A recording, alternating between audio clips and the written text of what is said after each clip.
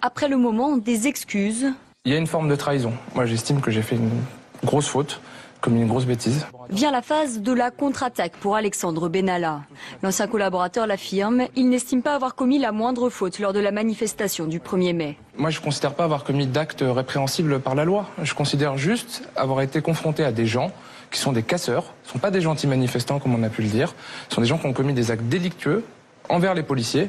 Et j'ai eu une réaction qui est une réaction de citoyen qui a voulu aider, à un moment, appréhender des gens qui sont, pour moi, des délinquants. Au sujet des 6 jours d'interruption de travail prescrits à l'un des manifestants, là encore Alexandre Benalla balaye les accusations qui lui sont faites. Il me semble qu'il faut regarder les images avant, où on voit le jeune par terre, le jeune casseur, en train de prendre un coup de cougar. Cougar, c'est un lance-grenade, par un CRS, au niveau de la poitrine. Moi, j'ai porté à aucun moment des coups. Et si on est très honnête et on regarde cette vidéo au ralenti, il y a des gestes qui sont vigoureux, qui sont rapides, mais il n'y a pas de coups portés. Et concernant le port d'un brassard de police lors de la manifestation, il m'est remis par des policiers.